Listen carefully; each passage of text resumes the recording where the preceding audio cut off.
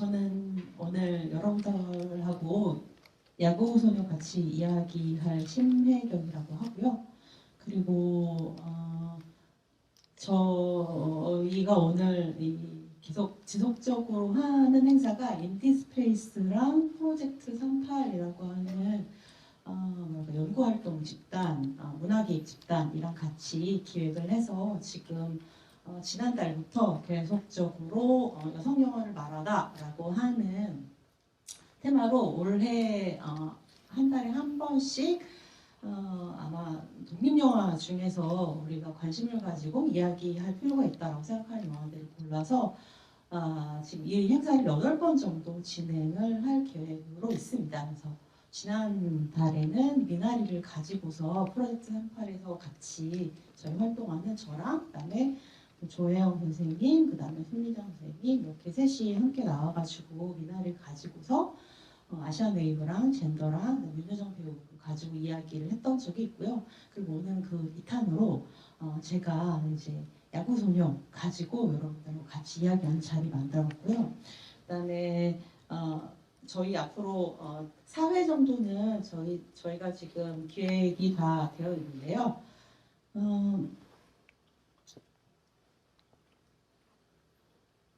네, 그 다음 달에는 7월 17일에 조혜영 평론가님이 내연이 전지현과 나를 가지고서 뭐 여러분들 아마 다 보시고 오셨겠지만 디지털 파국에서 살아남기라고 하는 테마로 내연이 전지현과 나를 가지고 이야기합니다. 그리고 8월 14일에는 손희정 평론가님께서 너에게 가는 길이라고 하는 영화 가지고서 함께 가는 길에 대해서 이야기를 하는 걸로 지금 4회차 정도는 그렇게 전반전은 꾸며지고 있고요. 그 다음에 또 나머지 후반전은 저희가 개봉하는 영화들 중에 미리 좀 보고서 같이 이야기를 해서 여성 영화를 말한다를 프로를 통해서 같이 이야기할 수 있는 영화를 골라서 좀 더 진행을 하려고 그렇게 올해를 꾸리고 있습니다.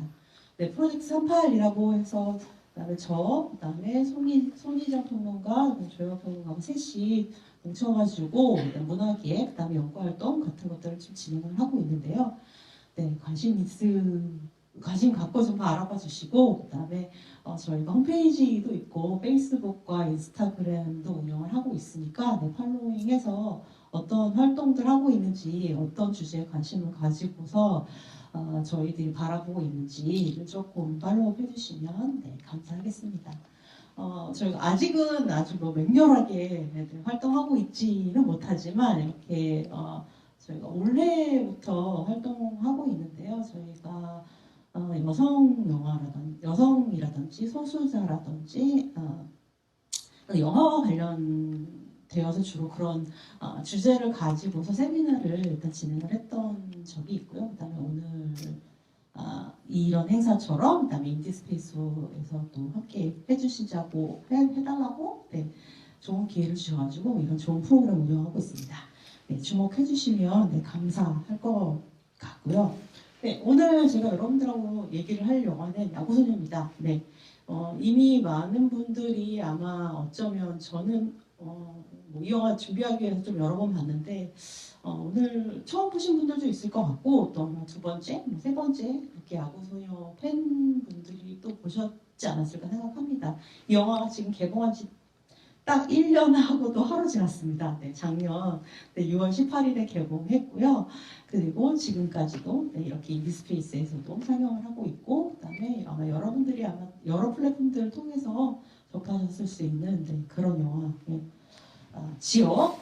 저는 야구소녀를 가지고 스포츠 영화와 여성적 액션이라고 하는 그런 제목을 한번 지어봤어요. 그래서 제가 쭉 좀 최근에는 장르 영화에 좀 관심을 가지고 있는데 이 장르 영화라고 하는 것이 또 여성적 장르, 남성적 장르 구분되어져서 그동안 쭉 산업 내에서 발전해 온 역사가 있는데 최근에 이제 여성 서사에 대해서 뭐 한국뿐만이 아니라 전 세계적으로 굉장히 많은 관심을 가지고 접근을 하고 있는데 이 장르라고 하는 것에서 여성주의적인 개입, 그다음에 어떤 서사, 그 다음에 여성 캐릭터의 어떤 등장과 재현 이런 것들에 대해서 좀 최근에 관심을 가지고 보고 있습니다.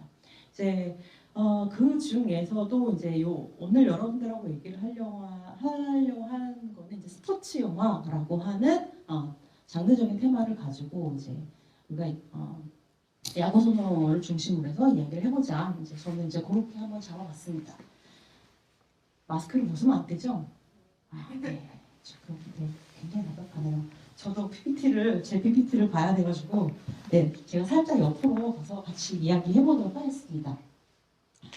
스포츠 영화에 대해서 얘기를 하려고 하면 사실은 스포츠와 젠더의 문제도 다뤄야 되고 생각보다 또 스포츠 영화가 다루고 있는 것이 이 우리가 기울어진 운동장이라고 쉽게 얘기하는 사회구조 불평등을 다루고 있고 또 실제적으로 이거는 진짜 뭐 축구나 야구나 농구나 할 것 없이 진짜 그 필드 자체가 기울어져 있음을 보여주는 굉장히 극명한 장르로 또 기능을 하기도 합니다.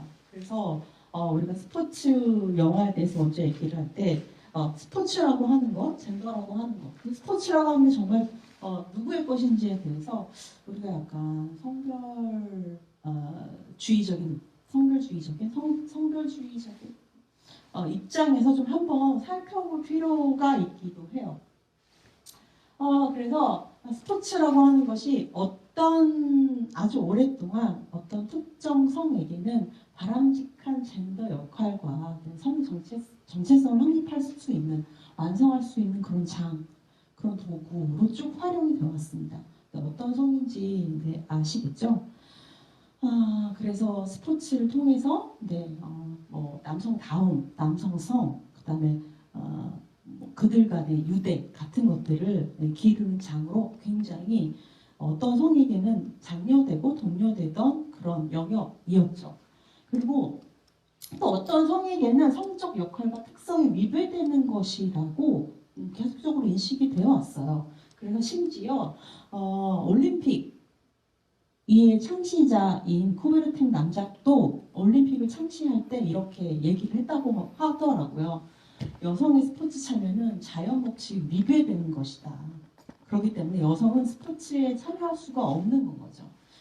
뭐 고대 올림피아에서 벌어졌던 그 올림픽을 가지고서 올림픽을 만든 거잖아요. 올림피아라고 하는 곳이 굉장히 높은 곳에서 벌어진 경기였고 거기로 올라가면 굉장히 가파른 곳에 올라갔었어야만 했다고 해요. 근데 거기 올림피아라고 하는 그 아레나에는 그 높은 산을 여성이 올라오지 못하게 하기도 했고 여성이 그 아레나에서 눈에 띄면 그 산 밑으로 올림피아 밑으로 떨어뜨려서 취해서 죽였다라고 하더라고요. 이제 그런 정도로 스포츠라고 하는 거, 그다음에 이 올림픽 뭐랄까 육체적인 어떤 능력을 뽐내는 그런 경기에는 아주 오랫동안 여성이 참여할 수 없는 영역이었다라고 하는 거죠. 그래서 올림픽에서 여성 뭐랄까 이 참여할 수 있게 된 게 뭐 예를 들면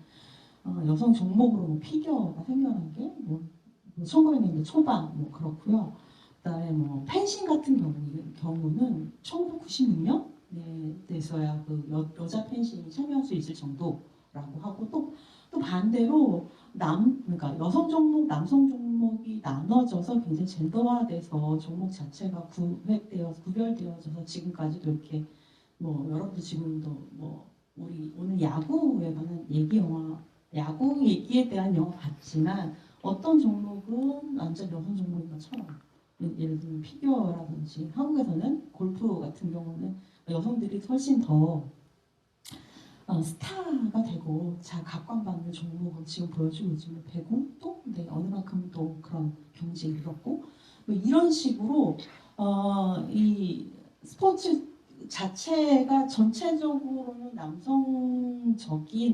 남성성을 기를 수 있는 그런 장이기도 하고 그다음에 일부 종목은 아예 여성에게만 할당하거나 여성 종목을 마련을 해주기도 하고 또 그래서 또 어떻게 보면 남성들이 역차별받는 종목들도 있는데 예를 들면 싱크로나이즈드 같은 경우가 그렇다고 하더라고요. 싱크로나이즈드 남성 부분은 정도 정시 종목이 되는데 굉장히 힘든 종목이라고 또 하더라고요. 그런 식으로 스포츠맨십과 스포츠 우먼십이 아니잖아요. 스포츠맨십과 그다음에 공정과 그다음에 정의와 능력을 겨루는 그런 장으로서 굉장히 윤리적이고 정의로운 장으로서 공정을 보여주는 장인 것 같지만 그 장 자체가 굉장히 아주 오랫동안 남성성을 키우기 위한 그런 장으로 기능이 없다라고 하는 게 너무 오래된 이야기인 거죠. 그래서 이제 스포츠라고 하는 거는 아주 오랫동안 남성의 것이었다라고 해도 과언이 아닐 정도로 힘과 용기, 그 다음에 어떤 남성에 대한 유체적인 우월성을 확인하고 단언하는 장으로 아주 오랫동안 기능해왔죠. 네. 그래서 스포츠의 뭐 여성 종목이든 아니면 뭐 남성과 여성을 할당을 해서 하는 종목이든 상관없이 미디어에서 이제 중계를 할 때도 뭐 이미 뭐 그 필드 자체가 남성적인 것은 말할 것도 없고 중계를 할 때도 미디어가 굉장히 편향되어서 하지 말아야 할 방식으로 중계하는 문화가 한국에도 아주 오랫동안 지속이 됐죠. 지금 제가 갖고 와서 이제 여러분한테 보여드리는 거는 2015년 지금, 2015년, 16년 지금에도 이렇게 중계를 공공연하게 해왔다라고 하는 거죠. 그러니까 펜싱이라든지 비치 발리볼이라든지 뭐 유도라든지 뭐 수영 같은 경기에서 뭐 여성들의 노출이 많거나 아니면 여성이 여성이 하지 않을 것 같은 종목, 뭐 유도라든지 아니면 역도 같은 그런 종목에서 이제 한국 여성들이 굉장히 발군의 실력을 보여왔을 때 한국의 미디어에서 캐스터들이 이런 식으로 중계를 해왔죠.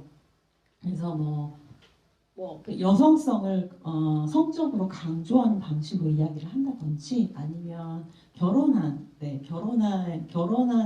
선수들 같은 경우는 뭐 엄마의 힘이라든지 그다음에 뭐 남편의 외조를 굉장히 강조하는 방식으로 중계를 한다든지 이런 식으로 중계를 해온 역사가 굉장히 많다는 거죠. 그래서 이런 기사들이 2016년 이후에는 상당히 많이 등장해서 지금은 이런 식으로 훨씬 덜 중계하겠지만 선수가 아닌 여자로 표현을 하고 그러니까 전문직을 가진 그다음에 한 영역에서 굉장히 능력을 가지고서 그 능력을 뽐내기에 겨루려고 나온 어떤 그런 능력자로 취급을 하는 것이 아니라 여자로 이제 성차별적으로 이렇게 미녀 스타라든지 헤드라인을 뽑을 때 육감적인 문제라든지 뭐 흑진주라든지 처녀 출전이라든지 엄마의 투혼 이런 식으로 아주 미디어에도 쭉 재현을 해왔다라고 하는 거죠. 그래서 스포츠장 내에서도 사실은 이 스포츠가 가지고 있는 이제 남성 중심적인 이데올로기와 젠더의 문제에 대해서 지금 굉장히 뜨겁고 사실 여러 가지 이슈가 벌어지고 있는 중이라고 합니다. 2020년 도쿄올림픽 올해 열릴 예정인 올해 열릴지 안 열릴지 모르겠지만 2020년 도쿄올림픽 같은 경우도 이렇게 전 세계적으로 불고 있는 페미니즘의 어떤 열기 속에서 이 성평등이라고 하는 이슈를 스포츠계로 굉장히 끌어올려고 노력을 하고 있다라고는 하더라고요. 스포츠에서 이 젠더 이슈에 대해서 여러 가지 이야기가 이제 있지만 이제 캐스터 웨스타의 사건은 이제 아직도 진행 중인 사실 사건이고 10년 정도가 되었지만 여러분들도 뉴스를 통해서 많이 접해 봤을 거라고 생각이 들어요. 스포츠 선수가 남자 선수보다 더 빨리, 더 높이, 더 세게, 더 힘차게라고 하는 능력을 발휘를 할 경우에 그녀의 여성성이 의심이 되는 경우들이 올림픽 같은 경우나 국제대회에서 종종 있었습니다. 저 사람 여자 맞냐? 근데 어떻게 저렇게 빨리 달리냐? 어떻게 저렇게 높이냐? 어떻게 저렇게 힘이 세냐? 라고 하는 의심들을 받아왔던 역사들이 있었어요. 이 캐스터 메세나 이전에도. 근데 캐스터 메세나 선수 같은 경우는 육상 선수권 대회에서 우승을 차지하자 남자인가 아니냐, 성별이 정말 맞냐라고 하는 이야기가 나왔고, 그다음에 그래서 유전자 테스트 같은 것들을 이제 받아가지고 지금 뭐 그녀가 그랬더니 사실은 뭐 남성과 여성의 어떤 모든 유전자를 다 가지고 있는 그런 능력을 가지고 있는 그런 특별한 존재로 또 규명이 됐죠. 그래서 지금 여전히 캐스터 메세나 사건 같은 경우는 아직까지 여전히 진행되고 있는 거고, 또 캐스터 메세나 사건을 중심으로 해서 그러면 이렇게 꼭 스포츠 대회를 꼭 남과 여로 모든 종목을 다 구별해야 하느냐라고 하는 점이라든지, 혹은 이제 트랜스젠더 선수가 들은 그럼 어떤 방향으로 국제대회에 나갈 수 있는 거냐라고 하는 이야기들, 그리고 그런 어떤 스포츠계 내에서의 다양한 성적 불평등이라고 하는 것에 대한 이슈가 스포츠계에서 지금 엄청나게 큰 화두가 되는 큰 계기가 됐다라고 이제 얘기를 할 수가 있습니다. 네, 그 뭐 우리가 뭐 스포츠 전반에 대한 얘기를 다 할 수는 없지만 그런 것들이 영화상에도 사실은 많이 반영이 될 수밖에 없죠. 영화라고 하는 것이, 특히 스포츠 영화라고 하는 것이 이 스포츠계에서 일어나는 일들의 많은 부분을 가지고 올 수밖에 없기 때문에 이 영화는 사실 펌핑 아이언 1, 2가 있는데요. 뭐 이건 유튜브 찾으시면 다 여러분들 볼 수가 있습니다. 뭐 번역이 되어 있는 영화는 아니고 저도 글로 접하고 유튜브의 일부를 본 영화이긴 한데요. 오래된 영화이기도 하고, 펌핑 아이언 1은 우리가 많이 여러분들이 아는 아놀드 슈왈츠제네거가 등장합니다. 그러니까 1은 그러니까 하드바디를 갖춘 남성들, 보디빌더 남성들이 대회에 나가서 우승하는 과정을 그린 세미 다큐멘터리, 극적인 요소와 이렇게 다큐멘터리적 대회의 뒷얘기를 보여주는 그런 다큐멘터리였어요. 근데 이제 2를 여성을 대상으로 만든 거죠. 이제 여성이 바디빌더 대회에 나갔을 때 어떤 대회의 과정들을 보여주는 그런 영화였다고 하는 거죠. 제가 읽은 글은 이 아네트 쿤이라고 하는 영국의 영화 이론가이자 학자인데요. 그녀가 페미니스트들하고 들과 이 영화를 시사회에서 같이 본 경험을 가지고서 이 영화에 대해서 여성의 몸을 어떻게 생각하고, 그 다음에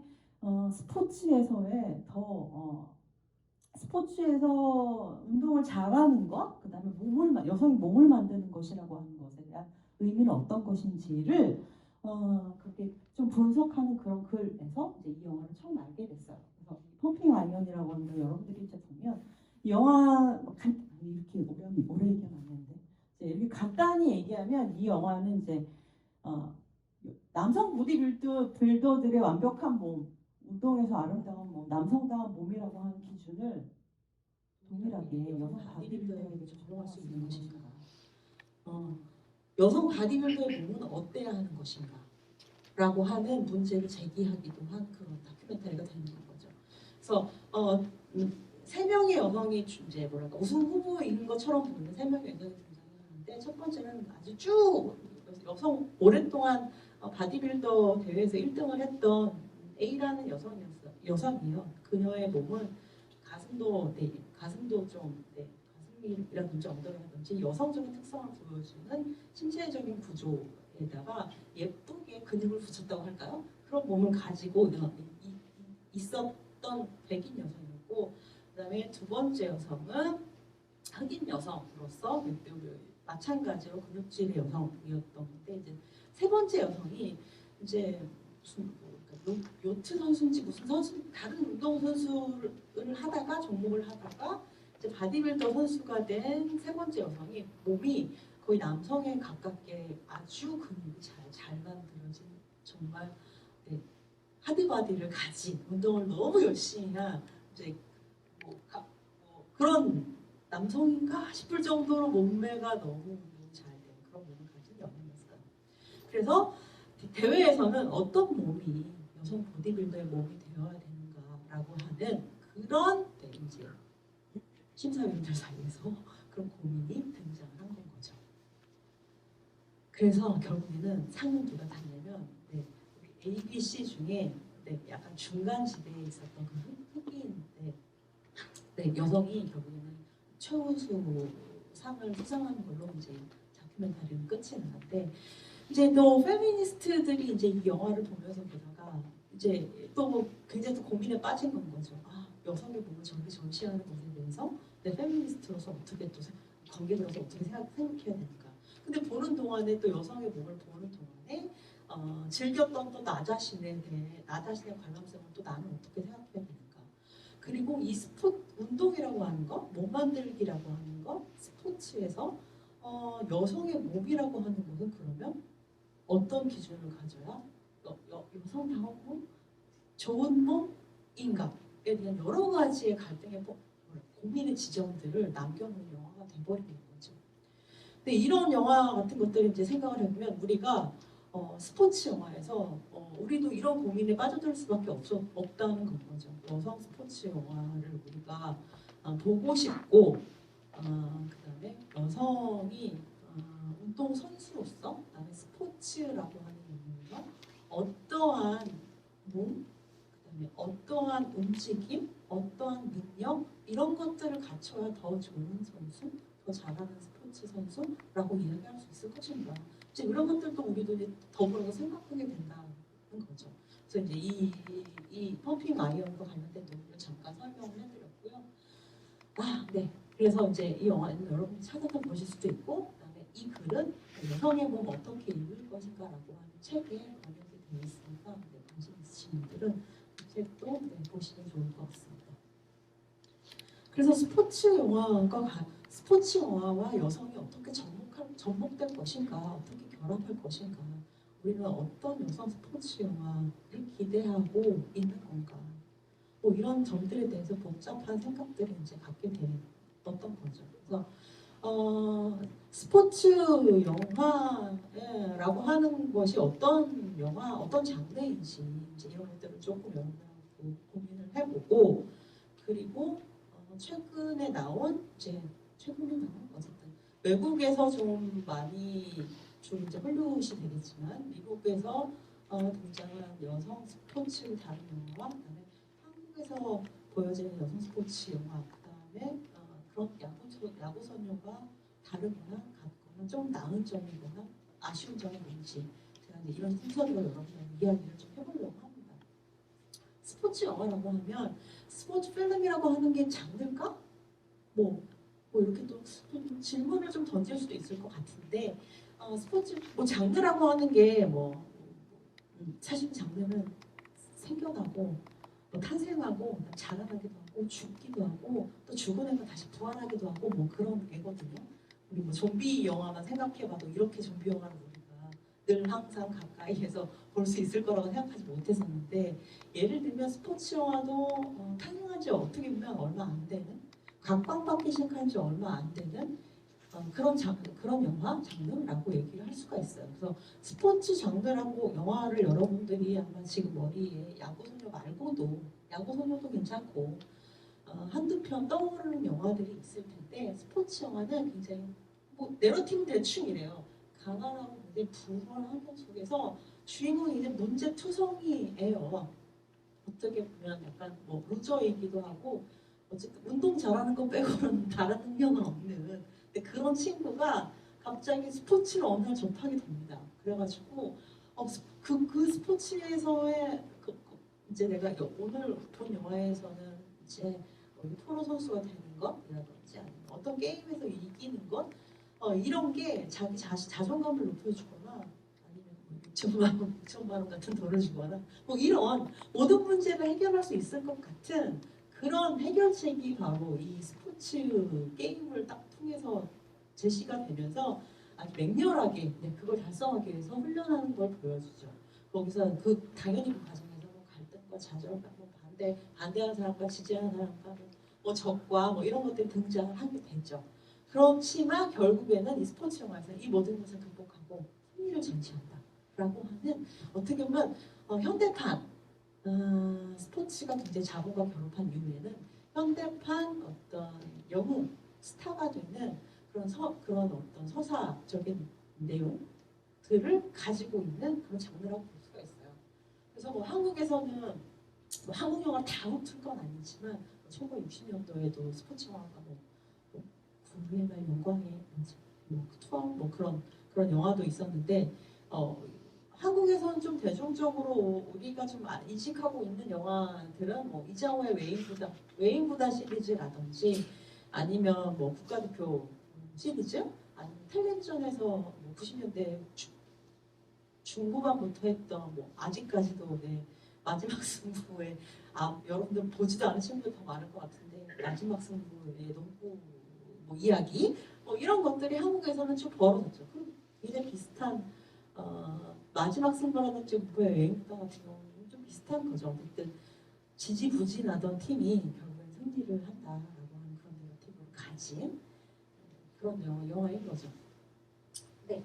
근데 이 어떻게 보면 이 스포츠 영화라고 하는 것이 서구에서도 미국의 경우도 어떻게 주목을 받고 이것이 하나의 장르로서 좀 인식이 되기 시작을 했냐라고 한다면 특히 이제 로키라고 하는 영화 때문이었어요. 네, 로키라고 하는 영화 들어는 보셨죠? 아마 여러분들 사운드트랙은 아마 딱 들으면 바로 아실 텐데 로키라고 하는 영화 실베스타 스탈론이 각본도 쓰고 제작도 하고 주연도 하고 다 했던 그렇게 훌륭한 재능을 지닌 영화인데 그 사람이 했던 그 영화 때문에 이게 엄청 아카데미의 주목을 받았을 뿐만이 아니라 흥행적으로도 엄청나게 성공을 했고 전 세계에 엄청나게 팔려나갔죠. 그래서 이 영화 때문에 스포츠 영화가 굉장히 각광받기 시작을 했어요. 일단 심각한 감독들도 마틴 스콜세지 같은 감독도 레이징 불 같은 그런 영화를 만들기도 했었고 이 영화가 약간 미국에서는 기폭제가 되는 그런 영화였어요. 근데 그 이전에 스포츠라고 한다면 사실은 미디어가 발달하지 못했을 때 사실 올림픽과 함께 따라오던 어떤 다큐멘터리 같은 것이 스포츠 영화였었거든요. 그래서 아마 아시는 분은 알겠지만 지상 최대 가장 잘 만든 올림픽 다큐멘터리는 레니 리펜슈타인이 만든 이재승이 만든 올림피아라고 하는 영화잖아요.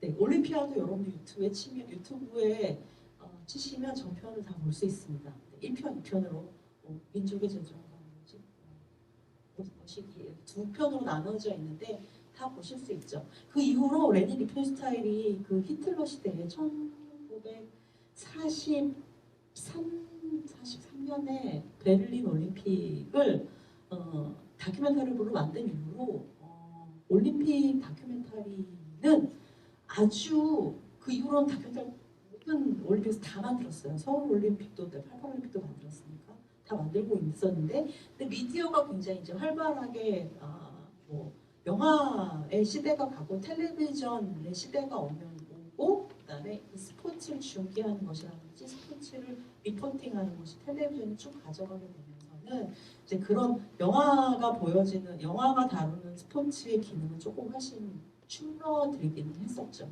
그러니까 스포츠를 다루는 건 사실 그런 정도였었는데 미국 영화들 중에서도 스포츠 영화라고 하면 40년대 지금 처음 나왔던 것 같더라고요. 복싱을 주로 다루던 그런 영화.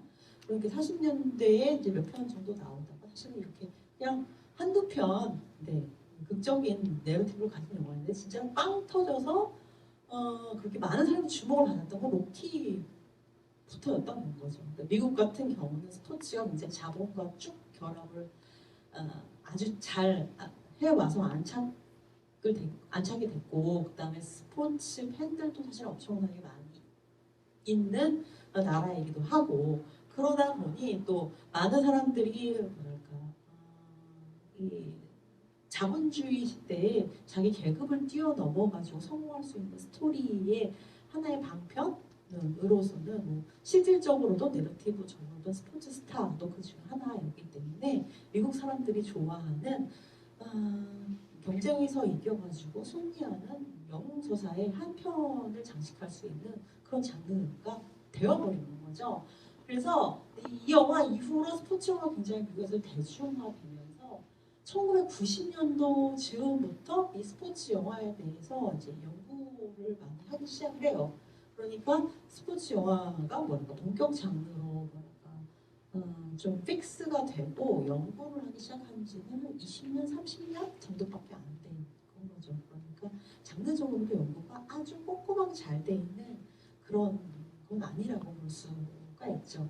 그래서 이 스포츠 영화 장르를 어떻게 규정할 것인가의 문제, 예를 들면 뭐 저도 오늘 좀 이따 이제 얘기를 하겠지만 이 뭐 이렇게 야구나 축구나 뭐 이런 것만 스포츠 영화로 해야 되는 건가? 뭐 그런 규정들 한국이 족구를 족구하는 스포츠 영화인가? 뭐 이런 이런 질문들은 이제 자기들 이제 연구자들끼리 하고 있었고 그다음에 이 서사가 좀 전에 제가 말씀드렸던 그런 기본적인 서사에서 어느 만큼 벗어나거나 아니면 어떤 식으로 뭐 변이되고 있는가 이런 것들을 연구하기도 했고 또 재현의 정치학이라고 하는 부분에 있어서도 이제 많은 학자들이 여러 가지 뭔가 개인 성공의 서사이거나 아니면 영웅적인 서사 이외에 또 한편으로는 이 스포츠 필드가 가지고 있는 어떤 보수성이나 편견들을 드러내는 그런 영화들, 뭐 장애라든지 아니면 소수자들, 젠더나 인종의 문제들이 이 영화의 재현의 정치학에 어떻게 피시하게 그려지지 않았는가, 혹은 이런 주인공들을 어떻게 다루는가, 이제 이런 식의 연구들이 좀 이제 슬금슬금 생겨나기 시작을 했어요. 그래서 뭐 제가 영화를 다 가지고 오지 못했지만 아마 여러분들이 많이 보셨을 거고, 그다음에 제가 주로 본 영화들을 가지고서 이제 왔습니다. 그래서 이제 특히 이제 젠더와 관련된 이슈, 스포츠 영화에서 젠더와 관련된 이슈 파이팅을 했던 영화가 바로 이 그들만의 리그라고 하는 영화, 보신 분들도 있을 것 같아요. 네, 페니 마셸이라고 하는 굉장히 유명한 로맨틱 코미디 감독님께서 만든 영화고요. 그다음에 걸파이트라고 하는 영화, 이 두 영화가 굉장히 많은 젠더적인 이슈를 많이 만든 그런 영화들이에요. 이 그들만의 리그는 뭐 여러분들 나중에 꼭 찾아보시면 좋을 것 같은데, 왜냐하면 지금 우리가 야구 여자들이 야구하는 이야기를 야구선을 통해서 얘기를 할 거니까 그들만의 리그를 얘기를 안 할 수가 없는데, 여자가 나가서 야구하는 영화가 거의 없어요. 한국에는 한 편도 없었죠. 그렇죠? 한 편도 없었던 거예요. 야구는 처음이었고, 미국에도 그렇게 많지 않아요. 그러니까 미국에도 무슨 여성들이 하는 야구 리그가 있을 것 같지만 없어요. 없고요. 그리고 이 그들만의 리그가 1943년부터 1954년까지 미국에서 전미 무슨 여성 야구 연맹이 있었던 딱 시기가, 그게 그러니까 33년부터 54년까지는 몇 년이죠? 9년 정도 동안에만 존재했던 그 리그에 참여했던 여성들의 이야기를 다루고 있는 영화예요. 왜 그때만 있었냐면, 이게 되게 굉장히 웃긴 게 우리나라에서도 이제 그런 현상이 벌어지는데, 2차 세계대전 때 남자들이 다 전쟁이 나가기 때문에 지금 한가롭게 야구할 수 있는 사람들이 없는 거죠. 그래서 이 야구 관계자들이 꾀를 낸 게, 그러면 남아있는 여자들을 데려다 야구를 시키자라고 해서, 그래서 만든 게 여성 리그였던 거예요. 그게 딱 한 9년 정도만 있다가 이제 2차 세계대전이 끝나고 남자들이 다 돌아오고 나서는 이 리그가 사라진 거죠. 그 얘기를 이 영화가 담고 있습니다. 그들만의 리그에서는 1943년부터 44년 동안 최초로 이 리그가 펼쳐져가지고 손톱을 가리는 이야기들이 등장을 하고 있어요. 지나 데이비스라고 하는 배우라든지 마돈나라고 하는 배우들이 등장을 해가지고 굉장히 재미있게 펼쳐지는 그런 얘기를 담고 있죠. 그리고 그 다음에 뭐 이제 이 여성들의 뭐랄까 그 여성들이 주로 이 스포츠 영화에서 다룬 종목이 이렇게 야구나 축구처럼 주된 종목은 거의 없어요. 주된 종목 이렇게 뭐랄까 장이 크고 많은 선수가 있고 그다음에 팀워크로 하고 자본이 많이 투여되는 그런 종목에 여성들이 몰두해서 그다음에 게임을 하는 내용들을 담은 영화가 별로 없어요.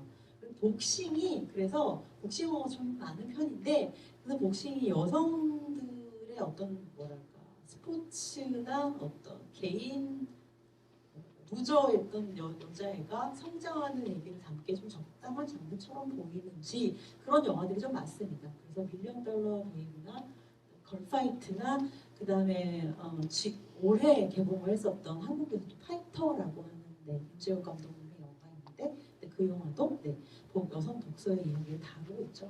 그래서 그런 얘기들, 밀리언 달러 베이비는 이 아카데미에서 어마무적하게 연도된 사람 같아요. 이 영화 많이 보셨죠? 또 눈물 없이는 볼 수 없는 그런 영화이기도 합니다. 걸파이트는 좀 찾아서 보시기 좀 힘드실 거예요. 좀 그렇긴 한데 그리고 또 그래서 여자들이 스포츠를 하는 어떤 그럴까 분야가 조금 독특한 경우가 많아요. 그래서 그나마 슈팅 마이크 베컴은 뭐 미국 영화는 아니지만 그 소녀가 야구나 축구를 하고 싶어하는 그런 이야기를 담은 영화의 계열이라고 볼 수가 있겠죠. 그렇죠? 그게 바로 이 슈팅 마이크 여기 밴디 라이크 베컴이 원제인 것 같은데 우리나라는 슈팅 마이크 베컴이라고 번역이 되는 때 설명을 했었죠. 그리고 이제 위핏이나 아이토나나 그다음에 빌리진 킹 세기의 대결 단갈이라고 하는 영화들이 있습니다. 제가 거의 연대기적으로 지금 여러분한테 대여를 해드렸는데 위핏이라고 하는 영화는 드류 베리모어가 감독한 영화예요. 그래서 롤라 더비를 하는 롤러 스케이트를 타고 달리는 다 더비를 하는 그런 스포츠 게임 우리한테는 엄청나게 생소하죠. 그런 스포츠 게임에서 여성 팀들의 이야기를 보여주는 굉장히 독특한 영화예요. 그다음에 그리고 또 이 영화에서 재밌는 점은 뭐냐면 주인공이 엄마가 이 주인공 10대 소녀를 계속해서 미인 콘테스트, 뷰티 콘테스트 계속 내보내고 싶어하고 그게 여자에게 굉장히 중요한 일이고 다양한 경험을 쌓아서 학교도 잘 진학하고 여자에게 굉장히 필수적이고 꼭 했으면 좋겠는 그런 일을 굉장히 강요하는 엄마가 등장을 하죠. 근데 정작 이 친구는 굉장히 조금 반항 까지고 좀 이렇게 더 자유롭고 이렇게 내가 노는 언니들이 하는 것처럼 보여지는 그런 롤라 걸을 그 연기를 하는 그런 내용들이 나와요. 결국에는 너무너무 재능을 가져서 엄마를 꺾고 그 롤라 더비 선수로 활약하는 그런 얘기들이 나오는데 이름도 심지어는 또 블리스였던 것 같아요. 블리스. 우리나라 말로 하는 거 굉장히 카톨릭 걸인 것 같은 그런 은혜 이런 이름이었던 것 같아요. 그런 소녀가 결국에는 굉장히 여성들이 아주 몸싸움을 하면서 과격하게 하는 그런 더비에서 활약하는 그런 내용을 다 갖고 있고요. 그 아이토나나 그다음에 빌리진 킹 세기의 대결 같은 경우는 실질적으로 스포츠계에서 있었던 이야기를 다시 역사 영화화한 그런 내용이라고 볼 수가 있어요. 그래서 여성들이 스포츠에서 젠더 전쟁을 어떻게 치르고 있는지 어떻게 최고가 되기 위해서 노력하는지를 약간 사적으로 다시 이렇게 점검을 한 그런 영화라고 할 수가 있죠. 그럼 단갈이라고 하는 영화는 한국에서도 굉장히 또 소리 소문이 없이 많이 히트한 영화이기는 한데요. 이 단갈이라고 하는 영화는 인도에서 이제 저게 뭐였죠? 씨름이었나? 유도였나? 네. 그런 거 선수로 아버지가 딸들을 키우는 네, 그런 얘기를 담고 있는 그런 영화였습니다.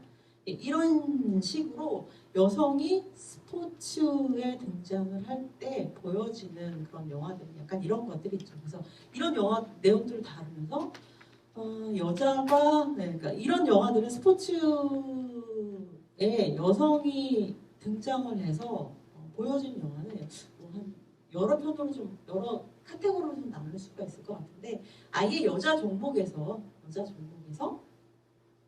주변인들의 반대를 무릅쓰고 우승을 하는 그런 얘기라든지 아니면 남자 종목에 여성이 들어가서 아니 여자가 무슨 권투를 여자가 무슨 축구를 여자가 무슨 야구를 하는 그런 내용들을 담고 있는 영화라든지 또 남자 종목 여자 종목이 또 이제 각각 있는데 거기에서 뭐 이렇게 각자 자기가 최고가 되는 내용들을 담고 있다든지 혹은 이렇게 역사적으로 사적으로 어떤 중요한 이벤트 아니면 어떤 정기적인 운동선수 인물들을 다시 되짚어보는 그런 영화들 이제 그런 식으로 좀 카테고리를 좀 나눌 수가 있을 것 같아요.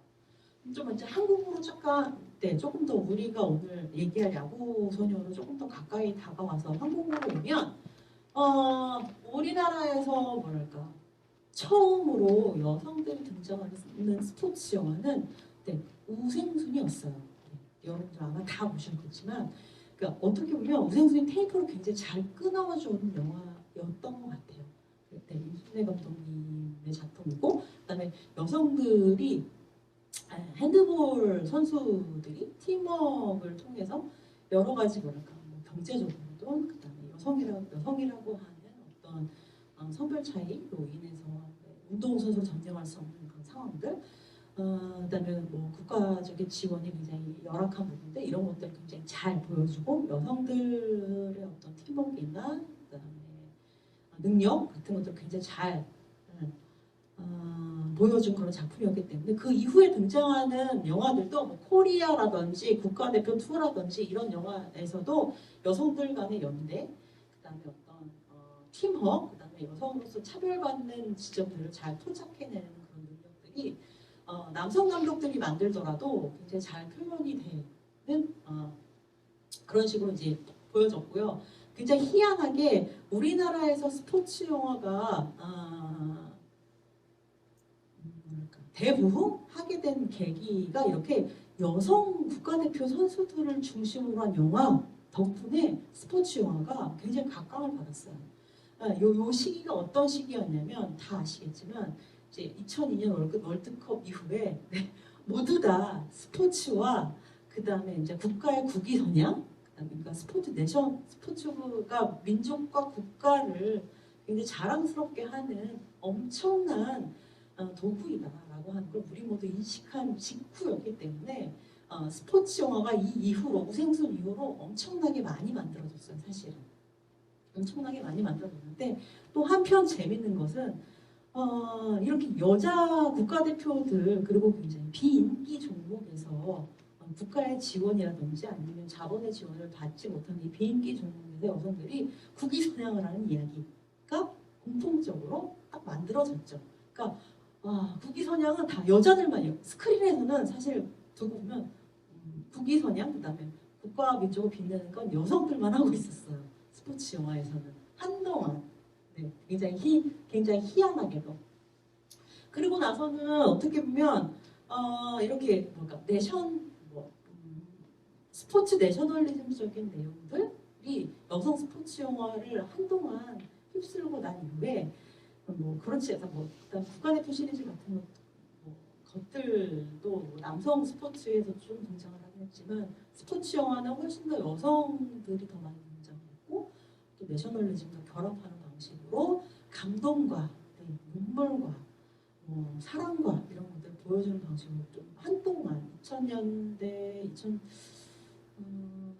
후반에서 2010년대 중반까지는 그런 영화들이 많이 있었던 것 같아요. 그리고 나서는 또 스포츠 영화가 조금 더 좀 재미있게 변화를 하긴 했었는데 뭐 좀 전에 한편으로 더 예를 들면 킹콩을 딜다 같은 영화들도 있었고 재미있는 영화들이 이제 여성들이 등장을 하는 이제 스포츠 영화들이 좀 다르게 등장을 하기 시작을 했는데 이제는 뭐랄까 훨씬 더 개인화되고 그다음에 이제 내셔널리즘 같은 거는 좀 쏙 빠져서 인간적인 어떤 면이라든지 어떤 개인의 승리 같은 것들을 조금 따뜻하게 보여주는 영화들이 좀 등장을 했어요. 지금 첫 번째 YMCA 야구단 같은 경우는 좀 완전히 다른 결이라고 할 수가 있는데 어쨌든 YMCA 야구단이 우리나라 뭐랄까 야구 영화로서 야구 영화이자 2000년대 초반에 식민지 시대를 배경으로 했던 그런 영화의 계열 요런 거에서는 굉장히 독보적인 이야기이긴 한데 또 여기는 남성 야구단 한국의 남성 야구단의 시초를 역사적으로 그리고 있지만 김혜수 배우를 기용을 해서 여성 코치 역할을 주는 그런 영화로서 우리가 좀 주목을 할 필요가 있을 것 같아요. 역시 이것도 당연히 뭐 독립과 관련된 내용을 담고 있어서 이것도 스포츠 민족주의가 어느 만큼 녹아들었다라고 얘기를 할 수가 있는데 어쨌든 이런 식으로 각설탕이라고 하는 영화는 이제 경마 선수라고 할까요? 말과 이렇게 하나가 되어서 승리를 하게 되는 그런 승마 선수의 이야기를 담고 있고 되게 재미있는 건 이제 걷기왕 같은 게 되게 재미있는 영화죠.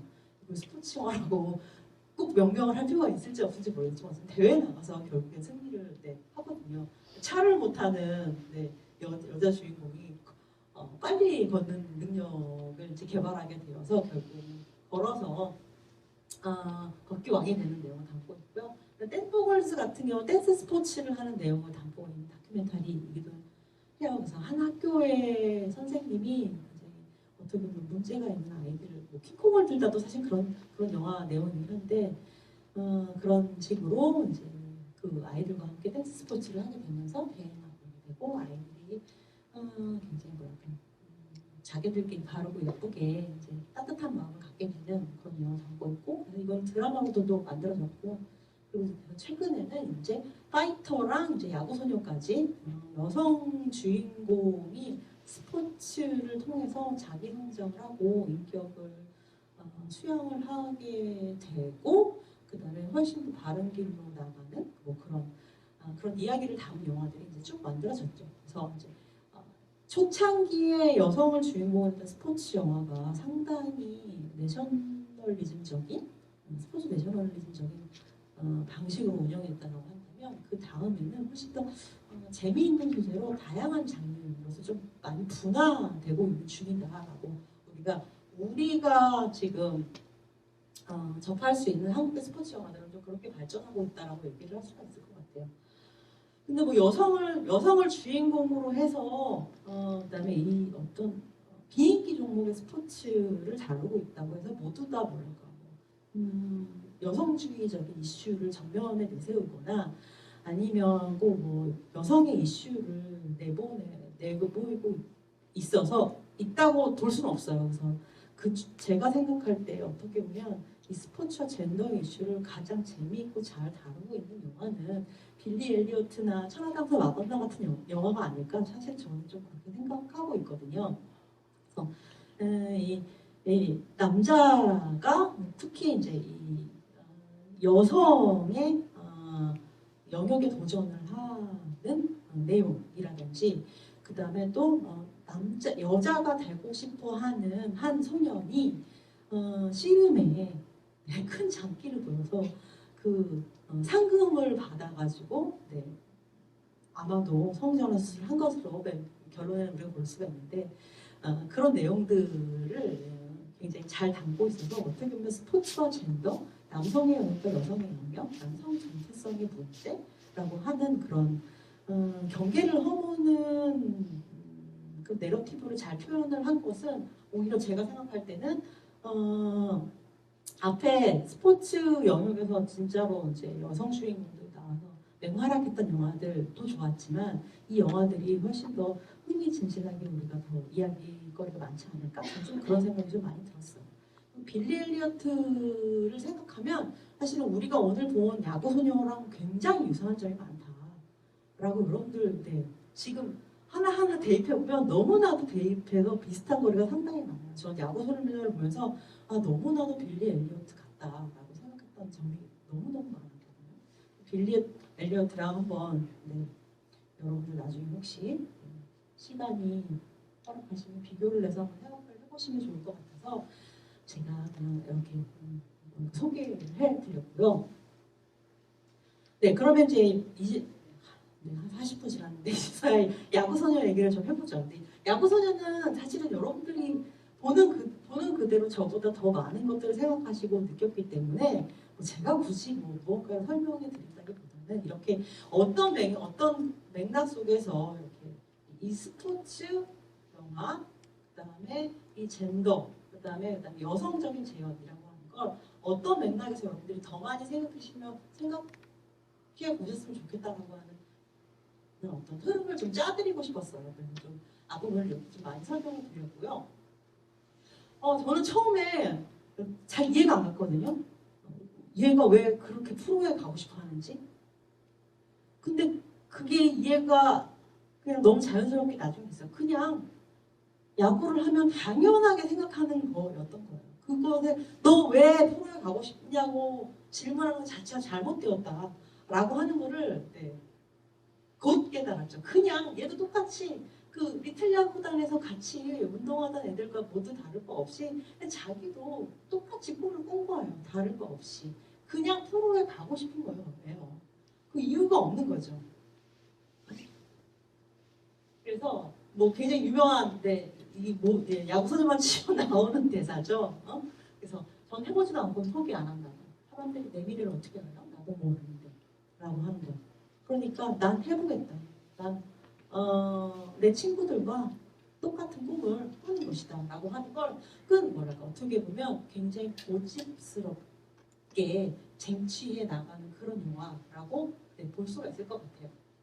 아시겠지만 영화에서도 계속 얘기하잖아요. 네, 20년 만에 나온 야구 선수다. 20년 만에 나온 투수다라고 하는 얘기 계속 하잖아요. 네, 아마 야구 소녀 좀 검색해 보신 분들은 다 아시겠지만, 네, 이거는 이제 감독님이 모티브를 가지고서 만드셨다고 하더라고요. 뭐 아내분하고 대화를 하다가 모티브를 이제 생각을 하고 리서치를 해보니까 이미 우리나라에도 여성 야구 선수가 있었다라고 하는 거죠. 처음에 이제 시작할 때 보면 1996년 이후에는 여자도 사실은 야구를 할 수가 있게 되었다라고 처음 자막에 등장을 하잖아요. 그래서 이제 안향미 선수라고 하는 분은 그래서 중학교를 나와서 고등학교도 우리 주수인처럼 그렇게 야구 팀에서 활약을 했고 프로에는 입단을 하진 못했죠. 그래서 일본에 가서 활동하셨다고 해요. 일본에 가서 활동을 하고 한국에 돌아와서 뭐랄까 여성 야구팀의 감독을 좀 하시다가 지금은 호주로 이민하셨다고 하더라고요. 호주에서 다른 직업으로 결혼도 하셔가지고 행복하게 살고 계신 것 같은데 어쨌든 그걸 테마로 해가지고 1999년에 그녀가 실제로 그러니까 전국 고등학생 대회 무슨 전국 야구 대회에 진짜로 등판해서 투수를 했다라고 하더라고요. 1999년에. 그래서 주수인이 계속 20년 만에 나온 내가 20년 만에 나온 야구 선수다, 20년 만에 나온 투수다라고 하는 이유가 영화에서 한 3번 정도 등장하거든요. 그러니까 이 선수 안양미 선수를 계속해서 겨냥하면서 이제 이야기를 하고 있는 거죠. 그리고 지금까지 이렇게 마운드에 서가지고 투수 그러니까 뭐 프로건 뭐건 없죠. 여자가 이렇게 여자 뭐랄까 리그가 아닌 데에서 게임 경기를 하는 적은 없었다고 해요. 이 선수가 마지막이었다고 합니다. 안영미 선수가 마지막이었다고 합니다. 그래서 이 영화는 스포츠 영화지만 사실은 또 어떤 관객들 같은 경우는 스포츠 영화보다는 성장 소설을 훨씬 더 많이 읽는 분들도 많이 있고요. 또 어떤 관객들 같은 경우는 굉장히 여성 서사를 가진 젠더 이슈를 전면에 내세운 영화로 읽기도 하고요. 그리고 또 당연히 청춘들이 청춘들이 자기의 어떤 직업 세계에 맹렬히 들어가려고 하는 이야기를 갖고 있기 때문에 청춘의 흥정영화라고 얘기를 하고 있습니다. 그다음에 외형으로는 사실 독립영화의 뭐 제작 외형을 가지고 있고요. 그러니까 이런 틀 내에서 이 영화가 어떻게 보면 이도저도 아닐 뻔 했을 수도 있는데 이 요소들을 굉장히 잘 살려내서 뭐 지금 1년이 지나고도 우리하고 계속 만나고 있다라고 생각이 들어요.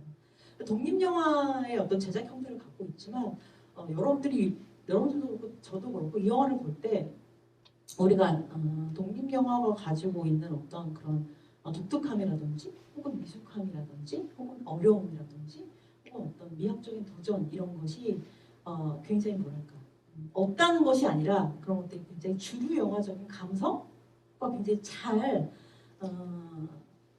버무려져서 잘 이렇게 믹스가 되어가지고 우리가 볼 때 상당히 세련되고 편안한 스포츠 영화를 헐리우드 방식으로 어떻게 보면 헐리우드적인 문법으로 쉽게 받아들일 수 있도록 확실히 대중영화의 문법을 더 잘 활용한 영화다라고 이제 저는 많이 생각이 들었어요. 네, 그런 영화라고 우리가 볼 수가 있고요. 그러니까 이 영화는 우리가 지금 얘기했던 그런 스포츠 영화에는 없는 요소들이 상당히 많아요. 그래서 이 영화가 장점이 많은 영화다라고 저는 그렇게 생각이 들었거든요. 이제 이 영화에 없는 건 뭐냐면 이렇게 어렵게 야구를 했으면 분명히 눈물 콧물을 쭉 엄마랑 한번 뜨겁게 부려하고 눈물 콧물을 짜든지 엄마는 그래. 엄마는 이제 좀 냉랭하고 너무 현실적이고 엄마랑 그동안 좀 그렇진 않았으니까 아빠랑이라도 눈물 콧물 짠을 한다는데 없죠. 코치님하고도 안 하죠. 절대 그런 거 안 하고요. 그러면 우리 남자 주인공도 등장을 하죠, 그죠? 그다음에 베프, 저희 아이돌이 되고 싶어하는 베프도 있고, 로맨스가 있을 법도 해요, 사실은. 로맨스가 있을 법도 한데, 로맨스, 철성 어떤 그런 말랑거리는 로맨스도 딱 뺐죠. 딱 빼고 오로지 주수인이 자신의 꿈을 위해서 주변 사람들의 지지와 동의를 얻어내가는 과정 속에서 어떻게 자기 꿈을 자기가 또 그러니까 최종적으로 자기가 이루어 나가는가 내러티브로 쭉 삼고 있죠. 그리고 우리가 스포츠 영화 많은 스포츠 영화 여러분들 머릿속에 떠올려 보시면 알겠지만 편가르기 합니다. 저 팀을 이겨야 되거나 아니면 같은 팀 내에서도 얘가 아니고 내가 되어야 하거나 이런 식으로 편가르기나 어떤 적대적인 구도, 대결 구도가 있어야 되는데 이 영화에서는 그게 없어요. 이 영화에서의 최고의 하이라이트 절정 부분은 어떻게 보면 트라이아웃 부분이라고 할 수가 있죠. 오히려. 그렇게 구도를 짰던 것들이 굉장히 독특했다라고 하고요. 그다음에 이제 이거 많은 사람들이 얘기를 하고 있는데 나쁜 사람은 한 명도 없었어요. 사람 자체가 나쁜 사람은 한 명도 없습니다. 오히려 이 영화가 악으로 부정하고 있는 건 뭐냐면 성차별적인 사회 구조나 그리고 그걸 내재화한 어떤 일부 사람들 그걸로 인한 보여지는 사회적 편견 같은 것 그것이 악으로 눈에 보이지 않게 이렇게 뒤에 커다란 어두운 구름처럼 이렇게 있지 악으로 딱 설정이 되어서 못된 짓을 하는 사람은 없어요.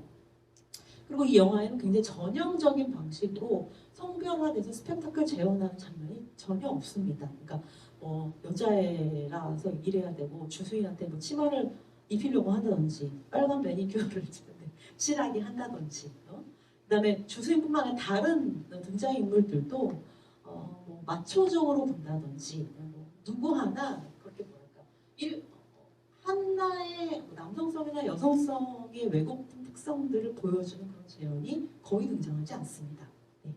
그래서 이 영화가 그렇게 성별화된 스펙타클의 재현을 거의 의도적으로 모두 다 뺀 것처럼 보이는 그런 재현 방식을 가지고 있어서 굉장히 흥미로웠다라고 하는 거죠.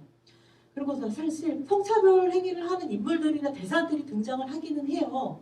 등장을 하기는 하는데 굉장히 간략하게 처리를 하거나 아니면 야구단 내에서 이제 주수인이 그동안 리틀 야구단부터 때부터 지금까지 성차별적으로 당했을 그 모든 일들을 그냥 진술로 처리한다든지 화장실에서 얘는 같이 탈의실을 못 쓰는구나 라고 하는 걸 화장실 쓰는 걸 보여준다든지 얘가 아니면 왜 뭐죠?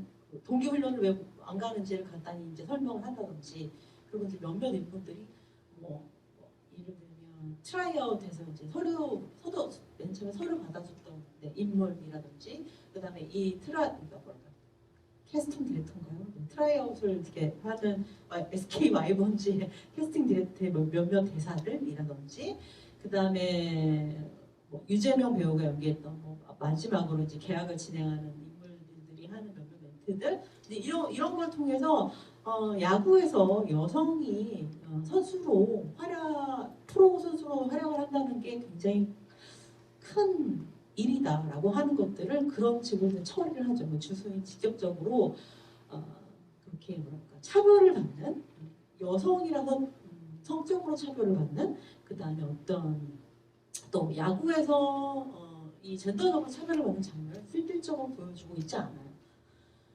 그리고 또 이 영화는 그래서 꿈을 쫓는 인물들에 대해서 주수인뿐만이 아니라 모두 다 동일하게 지지를 해주고 있는 그런 것들을 보여줘요. 아버지도 어쨌든 새로운 직업을 찾을 수 있는 인물로 뭐 수인이를 주수인이 이렇게 뭐랄까 서포팅을 해준다든지 방글이도 자기도 서포팅을 받았지만 방글이에게도 기타를 사라 계속 연습해라 라고 이야기를 해준다든지 그다음에 주호 같은 경우도 계속적으로 뭐 주수인을 서포팅 해주고 있지만 주수인에게 프로 선수로 입단하고 인정을 해주는 그런 지지를 주수인도 보여줘. 나 프로 선수한테 사인 받는 건 처음이야 라고 하면서 그런 식으로 보여주고 되게 재밌는 게 사실은 이 선생님인 것 같아요. 이지혜 선생님, 일본어 선생님, 여자 야구 국가대표 선수를 하고 있으신 이지혜 선생님. 그러니까 전 그 장면을 왜 만들지 않았는지 잘 모르겠지만 이지혜 선생님이 한 번쯤 나와서 수인이를 앉혀놓고 얘기할 법도 하였던 것 같아요. 네가 뭐 프로로서 뭐 더 노력을 할 수 있도록 해라라든지 아니면 왜 내가 여자 국가대표 선수로서 이렇게 아마추어에서 활동을 할 수 없는지에 대한 얘기를 구구절절 A 방향이든 B 방향, 안티든 프로든 어떤 방향이든 이야기를 해줄 법한데 근데 그렇게 이야기를 하고 있지 않다는 점이 되게 재밌었어요. 근데 이재 선생님이 굉장히 쓸데없이 곳곳에서 되게 많이 등장해요. 꼭 잊지 않아도 되는 장면으로 등장해요. 예를 들면 아까 보면서 봤는데 이제 주수인이 이 트라이아웃에 너무 잘해가지고 구단주가 이제 보자고 한다라고 교무실로 오라고 하는 장면에 이재 선생님 그냥 방긋방긋 웃고 있어요. 좋아가지고 네.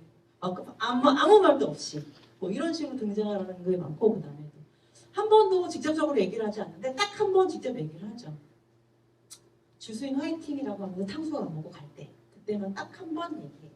그리고 자기가 야구를 얼마나 사랑해서 자기 직업적인 것들을 다 정리해놓고 그리고 나서 또 야구를 위해서 노력을 하는지를 여러 장면에서 보여줘요. 두세 번 정도.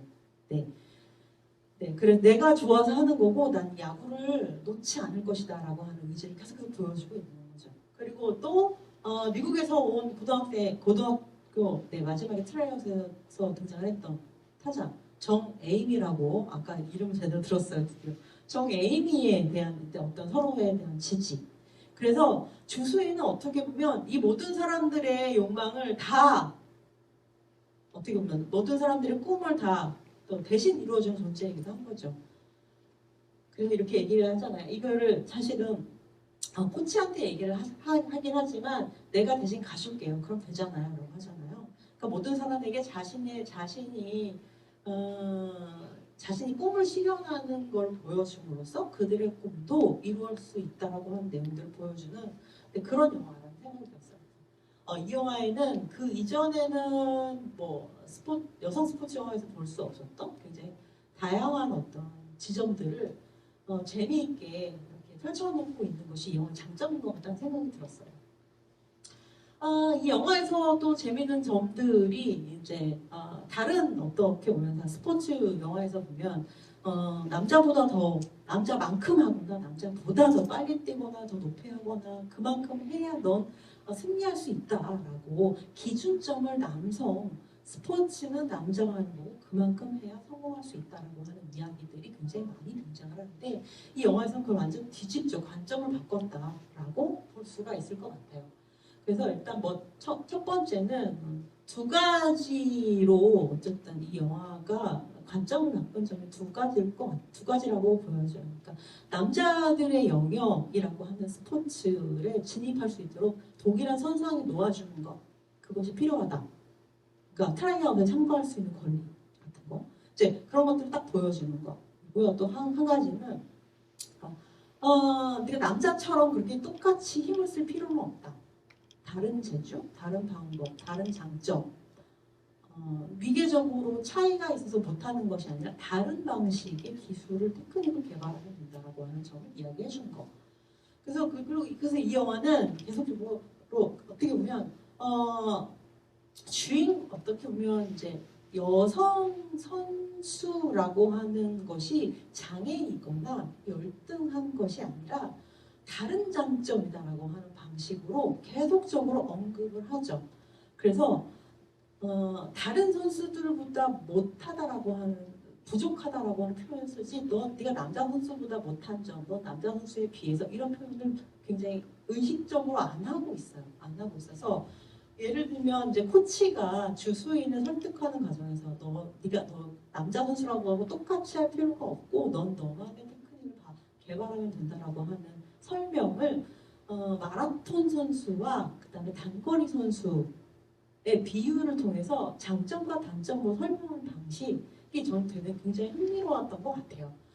넌 여자니까 그러면 너는 남자만큼 힘이 안 세고 그다음에 근육을 키울 수도 없으니 넌 너클볼을 해라가 아니라 넌 볼 회전력이 좋은 너의 장점을 살려서 이거를 그냥 능력의 문제가 아니라 장점과 단점의 문제로 선수의 비유를 사용을 해가지고 설명한 점이 저는 굉장히 좋았다라고 하는 거죠. 장점과 단점이라고 하는 게 이 영화에서는 계속적으로 맨 마지막에 그 유재명 배우와 이야기할 때도 한 번 더 등장을 하는데 이 차이라고 하는 것이 그저 장점과 단점으로 어떤 성은 장점만 가지고 있고 어떤 성은 단점만 가지고 있는 것이 아니다라고 하는 굉장히 명백하게 설명을 하고 있어서 그게 굉장히 재미있었어요. 그래서 더 빠르고 더 높게 더 힘차게 하지 않아도 여성이 등장하는 스포츠 영화에서는 또 다른 움직임을 만들어낼 수 있다. 또 다른 액션이라고 하는 걸 만들어낼 수 있다라고 하는 걸 이제 명백하게 보여주고 있어서 굉장히 흥미로웠다라고 하는 거죠. 그래서 주수인의 움직임과 훈련이 어떻게 보면 한편으로는 남성들이 하는 것과 비슷한 방식으로 진행이 되기도 하지만 또 다른 테크놀로지를 다른 기술을 만들어내기 위한 다른 훈련 과정도 추가해서 보여주는 것. 이제 그런 게 이 영화의 장점이었다라고 하는 저는 이제 약간 그런 생각을 했습니다.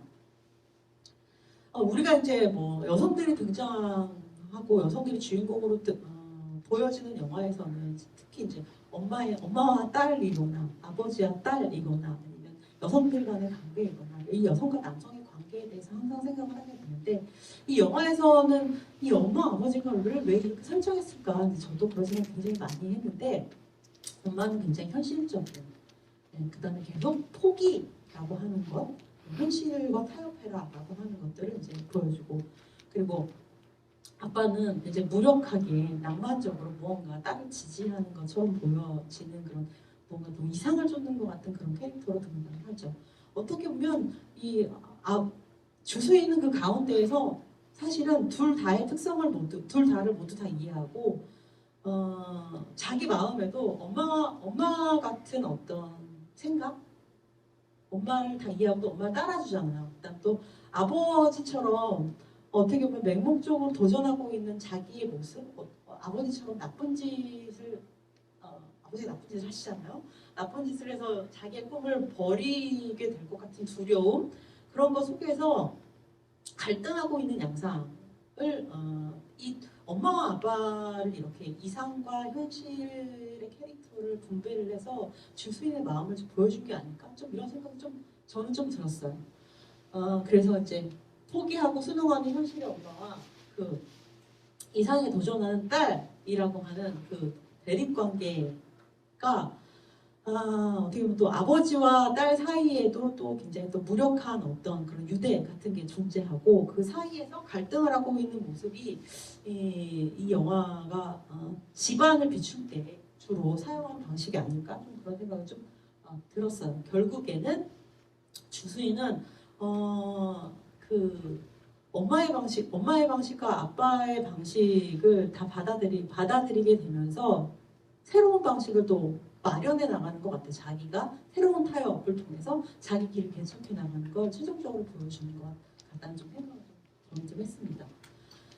그리고 이거는 좀 굉장히 어렵게 풀어야 될 숙제인 것 같은데 여러분들이 뭐 생각해서 저한테 좀 뭐랄까 팁이나 답을 좀 주셨으면 좋겠는데 우리가 오늘 이야기했던 대부분의 스포츠 영화에서 지도자는 99.8% 정도 남성으로 등장합니다. 네, 그녀가 복싱을 하든 뭐 승마를 하든 걷기를 하든 야구를 하든 축구를 하든 상관없이 지도자는 모두 다 남성으로 등장을 해요. 그리고 이 대부분의 지도자로 등장하는 남성은 주인공만큼이나 무져놨다가 자신의 꿈을 이 주인공을 통해서 이루게 되는 그런 양태를 보이고 있죠. 그래서 이 지도자 남성이라고 하는 거, 그다음에 그리고 모든 구단주는 아마 99%가 또 다 뭐 스포츠를 운영하는 인력들, 사람들은 또 남성일 것 같은데 이럴 때 우리가 선수만 여성으로 등장하는 영화라고 하는 것을 이 지도자 남성과의 관계 속에서 어떻게 살펴야 될 것인가 사실은 그래서 뭐 저한테도 굉장히 풀리지 않는 숙제 중에 하나인데 그거는 실제의 스포츠계가 그렇게 운영되는 것도 그걸 그대로 반영한 것도 있을 것이고 그래서 이제 제가 더 보고 싶고 더 이야기를 어떻게 보면 영화를 만드시는 분들께 좀 촉구하고 싶은 건 여성 지도자라든지 여성 구단주가 등장을 할 때 우리가 어떻게 어떤 이야기로 이야기를 꾸려낼 수 있을까? 좀 그런 생각을 좀 많이 좀 해봤던 것 같아요.